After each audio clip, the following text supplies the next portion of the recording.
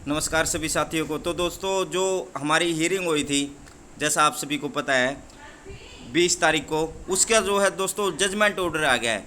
जी हाँ, जिसका आप सभी को इंतजार था, मुझे भी इंतजार था कि आखिर कोर्ट में हुआ क्या, क्योंकि बहुत ही खिचड़ी सी पक गई थी कोर्ट में, जैसा आप सभी को पता है, सुनवाई में। तो उसका जो है जजमेंट ऑर्डर आ गया दोस्तों, इसी के बारे में जो है आज बात करने वाले हैं। अगर साथियों आप वीडियो पर नए हो तो वीडियो को लाइक और चैनल को सब्सक्राइब तो ज़रूर कर लेना। तो साथियों, आप जैसा स्क्रीन पर देख सकते हो, ये है Rakesh Siyag versus state of Haryana का केस। बारी बारी बताऊंगा दोस्तों, एक लाइन बताऊंगा, क्योंकि नोटिस बहुत बड़ा है। एक का एक चीज़ समझने वाली बात है, आखिर जो है उस दिन क्या हुआ और जज ने जो है क्या ऑर्डर दिया है। तो ये आप केस देख लो दोस्तों, ये राकेश सियाग है, 41 केस इसके साथ जुड़े हैं। और ये जो वकील थे ये प्रेजेंट थे दोस्तों, वहाँ पर इतने प्रेजेंट थे। और ये जो श्रुति जैन थे ये अपने हैं, ये अकेले प्रेजेंट थे। ये एक हो गए गवर्नमेंट वकील। और अब प्राइवेट वकील देखते हैं कितने हैं।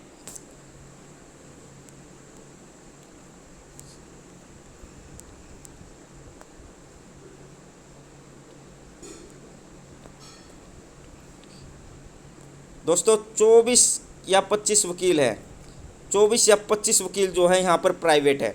और एक वर्सेज गवर्नमेंट वकील एक। अब आप देख सकते हो, अंदाज़ा लगा सकते हो दोस्तों, 24 जो वकील है और उधर एक। तो इसलिए दोस्तों जो है ये मामला थोड़ा लंबा खिंचता जा रहा है। अब बात कर लेते हैं दोस्तों, ये आपको मैंने सब चीज़ें बता दी, कोर्ट में कौन कौन प्रेजेंट थे। अब मेन इंपॉर्टेंट बात है, आखिर इस कोर्ट ऑर्डर में क्या क्या लिखा है, बारी बारी लाइन से बताऊंगा। तो वीडियो को लास्ट तक आज आपने ज़रूर देखना है, क्योंकि इससे आपको चीज़ें और क्लियर हो जाएगी। This writ petition has been filed seeking to challenge the merit list as prepared by the Respondent Commission for the appointment of candidates who applied for appointment for the post of advertisement 4/2020। इस line में दोस्तों ये बता रखा है, जितनी भी petition लगाई है वो क्या चैलेंज कर रही है मेरिट लिस्ट को, कि मेरिट लिस्ट जो कमीशन ने जो रिजल्ट निकाला है वो चैलेंज, मतलब गलत रिजल्ट निकाला है। ये जितनी भी पिटीशन लगाई है प्राइवेट जो वकीलों द्वारा, इस लाइन में दोस्तों वो बता रखा है। One of the arguments as raised by the petitioner is that there have been deviation in preparation of the merit list। यहाँ पर दोस्तों ये बताया गया है कि इस लाइन में जो पिटिशनर ने जो लगाई है, यहाँ पर अर्जी लगाई है, उसमें ये बता रखा है जो मेरिट लिस्ट प्रिपेयर की है उसमें कहीं ना कहीं जो है गड़बड़ हुई है। इट इज, अब अगली लाइन देखो, it is argued that initial percentile method have been uploaded and merit list prepared which was subsequently scrapped because the respondent Commission has to had additional marks on the account of social economic criteria, higher qualification, etc. to a candidate if those additional marks were added to percentile। तो दोस्तों ये line जो है यहाँ पर important हो जाती है। क्या मतलब, जो आर्गूमेंट हुए हैं इसमें ये बताया गया, जो इनिशियली परसेंटाइल मेथड जो अपनाया था मेरिट लिस्ट प्रिपरेशन में, वो जो है आप सोशल इकोनॉमिक्स जो अपना इक्वी परसेंटाइल है उसमें जो है एडिशनल मार्क्स लगाए हैं सोशल इकोनॉमिक्स के, हायर क्वालिफिकेशन के, वो बाद में जोड़कर परसेंटाइल में ये मेथड जो है अडोप्ट किया गया है। अब दोस्तों यहाँ बता रखा है the value of marks would go beyond 100, मतलब जो मार्क्स की वैल्यू थी वो 100 के जो है बराबर इन्होंने जो निकाला। जैसे आपका जो नॉर्मलाइजेशन है, आपने परसेंटाइल दिया 99, किसी के 98, इसके भी आप में जो है 100 माना गया है उनको, जो टॉपर था। The Respondent Commission there was sought opinion of the Indian Statistical Institute at Delhi and opinion was obtained as to which method should be adopted। तो दोस्तों यहाँ पर कमीशन जो है वो ISI गए, स्टैटिकल इंस्टीट्यूट दिल्ली, वहाँ पर उन्होंने ओपिनियन किया कि कौन सा मेथड जो है इसमें लगाना चाहिए। तो because there were multiple shift for conducting the written examination, क्योंकि मल्टीपल शिफ्ट में एग्जामिनेशन हुआ था। As per the opinion of the institute, मतलब ये सलाह दोस्तों इंस्टीट्यूट ने दी है कमीशन को। इस लाइन में यही बता रहा है कि कमीशन जो है वहाँ गया कि हमें कौन सा फॉर्मूला अपनाना चाहिए, क्योंकि परसेंटाइल मेथड पहले गलत हो चुका था, जो 100 से ऊपर जा चुका था नंबर। इस लाइन में यहीं पर यह बता रखा था कि जो 100 से ऊपर चला गया था स्कोर, फीमेल कांस्टेबल का जो रिजल्ट निकाला था वो पूरी तरह से जो गलत था। तो उसके बाद जो है कमीशन अपना जो है इंस्टीट्यूट के पास गया, स्टैटिकल इंस्टीट्यूट, वहाँ पर पूछा तो कौन सा मेथड अपनाना चाहिए। The respondent commission was suggested to upload the equipercentile method for computing return marks obtained and then additional marks for the same दोस्तों एक का एक लाइन यहाँ पर क्लियर, जज मैडम को फॉर्मूला समझ आ चुका है यहाँ पर जिस हिसाब से ये लिखा हुआ है। इसमें ये लिख रखा है कि कमीशन वहाँ पर गया आईएसआई के पास, कौन सा फॉर्मूला हमने अपनाना चाहिए। हमने मल्टीपल शिफ्ट में मेल कांस्टेबल का एग्जाम लिया तो आईएसआई ने उनको बताया कि आपने इक्वी परसेंटाइल जो है वो अपनाना चाहिए। उसमें जो है आपके रिटर्न मार्क्स के साथ जो है सोशो इकोनॉमिक्स के मार्क्स जो एडिशनल मार्क्स है वो ऐड हो सकते हैं। Learned counsel appearing for the respondent commission reply upon various affidavit that have been submitted in court category that the formula as submitted by the Indian Statistical Institute had be followed in letter and spirit and mathematical calculation can not be disputed. दोस्तों यहाँ पर जो है commission ने यही बताया है कि जो ये फॉर्मूला बनाया गया है ये मैथमेटिकल कैलकुलेशन है, इसको जो है इस पर ये जो है बताया नहीं जा सकता किस तरह से ये कैलकुलेशन कर रखी है इस फॉर्मूले में। इसलिए दोस्तों अगली लाइन देखते हैं क्या बता रखा है। बहुत अच्छा दोस्तों, आज बड़ा लगभग जो है भर्ती क्लियर होने वाली है इस जो लेटर को देख के, जो आज जजमेंट हुआ है उसको देख के। No doubt the argument as raise by the counsel for the respondent commission is attractive. इसमें ये बता रखा है भाई जो कमीशन ने, ये इस पर कोई संदेह नहीं है, ये इस पर कोई संदेह नहीं है। कमीशन ने कहा है सर इस पर विवाद नहीं हो सकता, इस पर जो है डिस्प्यूट नहीं हो सकता, जो फॉर्मूला आईएसआई ने दिया है इसमें जो है जज ने ये माना है हाँ इस पर कोई संदेह नहीं है कि इसमें जो है डिस्प्यूट नहीं हो सकता। ये देखो ये line, that the mathematical formula is given by the ISI can not be disputed but for proper assistant to be court. ये बात कोर्ट ने मान ली भाई, इस पर विवाद नहीं हो सकता, डिस्प्यूट नहीं हो सकता भाई, फॉर्मूला जो लगाया है उनके कहने पर लगा दिया, इसमें कोई दो राय नहीं है। लेकिन but for proper assistance to this court it will be necessary to get a responsible person from ISI who is well versed with the normalization of marks, be it percentile or equipercentile, be present in court on the next date of hearing।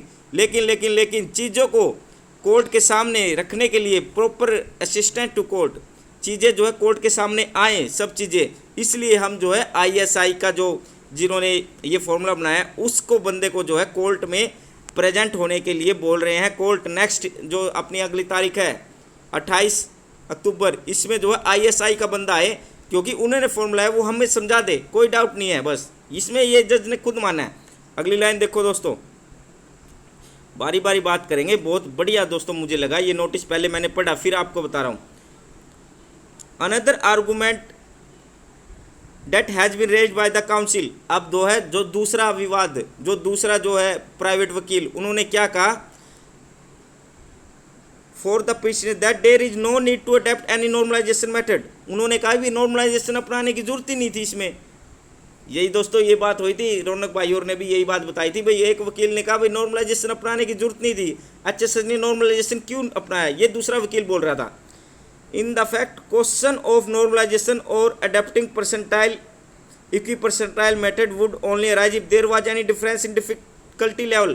दोस्तों यहाँ पर ये बताया उस private वकील ने भाई difficulty level same था तो किस लिए जो है नॉर्मलाइजेशन लगाया, ये दूसरे वकील ने जो है जज के सामने बात उठाई। अब देखो दोस्तों आगे इंटरेस्टिंग बात है दोस्तों, बहुत बढ़िया जो है आज मुझे मज़ा आ रहा है ये नोटिस पढ़ने में। Since the court is not equipped to deal with this issue with the consent of parties, it will be expedient to refer the question paper of each shift held for conducting examination for the post of male constable 6 shifts and 4 question paper in each shift to an independent body। तो दोस्तों उस private वकील की बात को जो है court ने माना है, और कोर्ट ने दोस्तों जो मेल कांस्टेबल के, जैसा आपको पता है 6 शिफ्ट में एग्ज़ाम हुए थे और हर शिफ्ट के जो है 4 क्वेश्चन पेपर थे, तो कितने हो गए 24 क्वेश्चन पेपर जो आए हैं, ये दोस्तों 24 क्वेश्चन पेपर जाएंगे central staff selection commission SSSC के पास जाएंगे दोस्तों, 24 के 24 क्वेश्चन पेपर HSSC के पास जाएंगे। अब आगे सुनो ध्यान से बात, सारी चीज़ें क्लियर करता चलूँगा, वीडियो को लास्ट तक ज़रूर देखना है। That whether there was any difference in difficulty level of the paper, that the standard difficulty level of all the question paper was similar, यही पता करने के लिए वहाँ पर भेजे जाएंगे क्वेश्चन पेपर, क्या डिफ़िकल्टी लेवल इनका सेम था या अलग अलग था। द सेंट्रल स्टाफ समीक्षा वी हैव टू, जो ये है ये पंजाब रूल थे जो पुलिस के भाई, उसके हिसाब से मतलब कैसा जो उनका पेपर है वैसा आना चाहिए था, इसमें ये लिख रखा है। The chairman of SSC New Delhi directed to submit the report on or before the next date of hearings in the entire selection process is at। यहाँ पे कोर्ट ने ये कहा है जो एसएससी है वो अपनी रिपोर्ट जो है सबमिट करेगा, चाहे तो नेक्स्ट डेट पर जो अपनी जो है 28 अक्टूबर है नेक्स्ट डेट, या उससे पहले एसएससी भाई उनका डिफ़िकल्टी लेवल चेक करके कोर्ट को बताएगा इनका डिफ़िकल्टी लेवल क्या है। आगे सुनो the HSSC would supply all question paper two the chairman. जो HSSC है वो कहाँ भेजेंगे क्वेश्चन पेपर, जो 24 क्वेश्चन पेपर थे 6 शिफ्ट के, वो दोस्तों एसएससी को भेजे जाएंगे। वो कौन भेजेगा, हरियाणा स्टाफ सिलेक्शन कमीशन भेजेगा। किसको, एसएससी को भेजेगा। ठीक है साथियों, आगे सुनो अब। With in 3 days of today, ये भी दोस्तों बहुत बड़ी बात है, ये जो बात लिख रखी है, मतलब सुनवाई कब थी अपनी 20 को सुनवाई थी, 20 के बाद 3 दिन के अंदर मतलब 23 तारीख तक, 23 या 24 तारीख तक जो है HSSC इन क्वेश्चन पेपर को स्टाफ सिलेक्शन कमीशन को भेज देगा। जो पेपर लेता है सेंटर के CGL वगैरह कराता है स्टाफ सिलेक्शन कमीशन, 3 दिन के अंदर मतलब 24 तारीख तक उसको भेजने पड़ेंगे HSSC को। ये भी बहुत बढ़िया जो कोर्ट ने ऑर्डर दिया है। लिस्ट फॉर हियरिंग और 28 देश, अब अगली तारीख जो है यहाँ पर 28 अक्टूबर है जैसा आपको पता है। अब दोस्तों ये बात जो है यहाँ पर क्लियर हो चुकी, ये रजिस्ट्री डायरेक्टिव सेंटर कॉपी, ये जो कोर्ट का ऑर्डर है, ये कोर्ट का ऑर्डर दोस्तों, ये ऑर्डर भी एसएससी के पास चला गया है, स्टाफ सिलेक्शन कमीशन के पास, एसएससी के पास चला गया, स्टाफ सिलेक्शन कमीशन के पास। अब एक बात देखो दोस्तों, जो एसएससी है वो भी सेंट्रल गवर्नमेंट का है, एजेंसी है, सेंट्रल गवर्नमेंट की एजेंसी, और अपने हरियाणा वाली होगी HSSC। तो साथियों आप सभी के लिए पॉजिटिव न्यूज़ है, ये पॉजिटिव न्यूज़ है। वो डिफ़िकल्टी लेवल जो है आपका अलग अलग है, क्वेश्चन पेपर का सेम नहीं है, ये बात तो यहाँ पर क्लियर हो गई। डिफ़िकल्टी लेवल सेम नहीं है, अलग अलग है। ठीक है, तो दोस्तों ये ऑर्डर आपको भेज दिया है, सारी डिटेल मैंने बारीकी से आपको बता दी है, सब चीज़ें। क्वेश्चन पेपर जाएंगे एसएससी के पास, फिर से वीडियो देख लेना जिन भाइयों को समझ में नहीं आए, दोबारा देखो, 30 बार देखो। एक लाइन जो है मैंने यहाँ पर रिपीट की है, एक लाइन आपको समझाई है। कौन भेजेगा क्वेश्चन पेपर, भेजेगा HSSC। कितने दिन के अंदर भेजेगा भाई, 20 तारीख को सुनवाई थी, 20 तारीख को 3 दिन और ले लो, 23 या 24 तारीख तक HSSC भेज देगा क्वेश्चन पेपर। कहाँ पर, SSC के पास। वो डिफ़िकल्टी लेवल चेक करके बताएगा कोर्ट को भाई डिफ़िकल्टी लेवल सेम है या अलग अलग है। ठीक है दोस्तों, ये बात तो दोस्तों क्लियर कर दी कि जो कोर्ट ने ये माना है भाई इसमें कोई फॉर्मूले में चेंज नहीं हो सकता, ये बात तो कोर्ट ने एक्सेप्ट की है, फॉर्मूले में चेंज नहीं हो सकता। 21 परसेंटाइल में ये लाइन लिख रखी है, लेकिन कोर्ट ने ये कहा कि हमें जो है ISI का बंदा लेकिन एक बार एक्सप्लेन कर दे, मैथमेटिकल कैलकुलेशन एक बार एक्सप्लेन कर दे आके। तो दोस्तों ये ऑर्डर था, पूरा बारीकी से पढ़ा आपके सामने, बहुत बढ़िया दोस्तों मुझे ये लगा ऑर्डर जो कोर्ट का आया है। इससे कहीं दोस्तों ये लग रहा है कि मामला 100% क्लियर होगा और ज्वाइनिंग होगी, क्लियर भी होगा, ज्वाइनिंग भी होगी, क्योंकि कौन जो हमें प्रयास लगा रहे थे जज को फॉर्मूला समझ में नहीं आया, इससे क्लियर हो गया कि जज मैडम जो है फॉर्मूला समझ चुके हैं, लगभग जज मैडम जो है क्लियर हो चुका है फॉर्मूला, बस ISI वाला वो है सब कुछ क्लियर कर देगा। इतना बड़ा नोटिस है, इसमें मेन बात लिखी हुई है, सब बात इसमें लिखी हुई है, A to Z बात इसमें लिखी हुई है दोस्तों, पूरे 1 परसेंटाइल के ऊपर, 21 परसेंटाइल के ऊपर सब बातें लिखी हुई हैं। मतलब मामला जो है क्लियर है, मामला क्लियर है, ज्वाइनिंग होगी 100% होगी आप सभी की। ठीक है, अब कोई इशू नहीं है। हम भी प्राइवेट वकील और करने जा रहे हैं, ये भी दोस्तों बहुत बड़े आपके लिए अपडेट है। प्राइवेट वकील, सीनियर प्राइवेट वकील करेंगे, सीनियर सबसे बेस्ट, चाहे कितने पैसे लग जाए, सीनियर एडवोकेट होएगा भाई सिलेक्टेड कैंडिडेट का। अब हमारा भी एडवोकेट होगा, सीनियर एडवोकेट। और कल जा रहे हैं रोहतक जा रहे हैं, वहाँ पे मीटिंग करके आपको सारी अपडेट दूंगा लाइव। तो दोस्तों ये वीडियो थी आप सभी के लिए, ऑर्डर आ गया चुका है।